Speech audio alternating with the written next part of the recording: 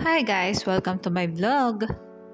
Ang video for today ay comparison ng Similac Gain School versus Promil Gold 4. Parehas nga palang pang 3 years old pataas na ang dalawang gatas na ito. Request nga po pala ito ng isa sa mga viewer ko. Maraming salamat po sa tiwalang ibinibigay niyo sa akin para ma-review ang mga gatas na ito. Pasok naman siya sa guidelines na binigay ko as premium milk versus premium milk. Yung nakikita nyo sa screen guys, yung guidelines na binigay ko kung magre-review ako ng kung anumang gatas. Katulad nga ng dati ay magbabase ako sa nutrition facts at ang measurement na gagamitin ko ay yung per 100 grams of powder. However, this vlog is not a health advice. It is only a review of a certain products based on their nutrition facts, prices, and other information found on the packaging or in advertisements. Okay, simulan na natin. Sa carbohydrates, lactose, dietary fiber, and HMO, lamang ang Promil Gold. Ngunit wala namang naka-indicate na oligosaccharides blend and gangliosides sa nutrition facts nito. Samantalang lamang naman ang Similac sa energy, protein, dietary fiber, oligosaccharides blend, and gangliosides. Ngunit walang naka-indicate na lactose sa nutrition facts nito. Sa phospholipids, sphingomyelin, arachidonic acid, and DHA, lamang ang Promil. Samantalang lamang naman ang Similac sa fat, linoleic acid, linolenic acid, ngunit wala namang naka-indicate na phospholipids at sphingomyelin sa nutrition facts nito. Dito naman sa saturated fat, trans fat at cholesterol, may naka-indicate sa Promil dun sa per 100 grams. Ang Similac meron din siya ng mga sumusunod, ngunit hindi siya naka-measured as per 100 grams guys, and nahihirapan ako mag-convert. Ipapakita ko na lang sa inyo dito sa screen.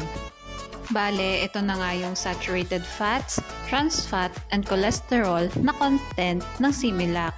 At ang measurement na ginamit dito ay yung calories from fat na 75 kilocalorie. Lamang ang Promil Gold sa first category. Dito naman tayo sa vitamins. Sa carotenes, lamang ang Promil. Samantalang lamang naman ang Similac sa vitamin A, vitamin D, vitamin E, vitamin K, vitamin B1, vitamin B2, and vitamin B6. Ngunit wala itong carotenes.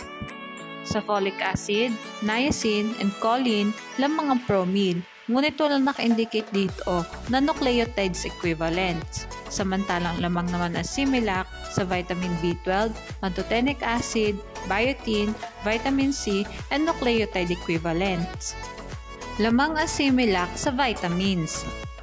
Mag-proceed naman tayo sa minerals. Sa manganese, lamang ang Promil. Samantalang lamang naman ang Similac sa calcium, phosphorus, magnesium, iron, zinc, copper, and iodine.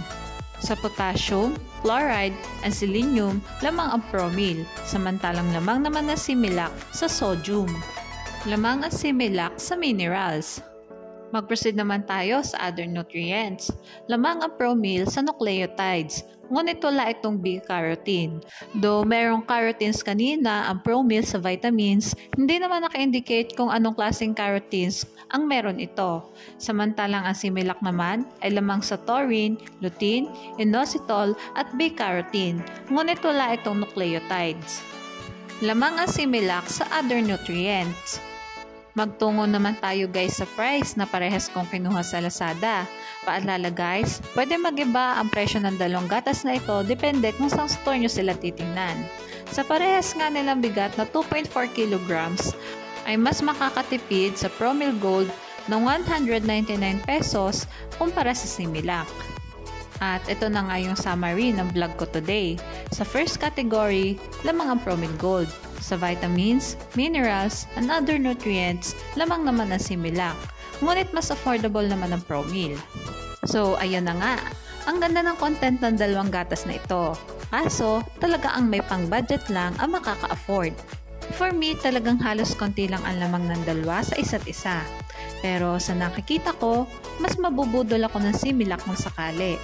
Kasi may ganglioside siya na good for the brain. Pero ang Promil Gold, mas mataas naman ang DHA, kaya minsan malilito ka rin kung anong mas pipiliin. Dahil pang kids na ang mga milk na ito, gusto ko pa rin ipaalala na solid foods ang main source of nutrients ng mga bata.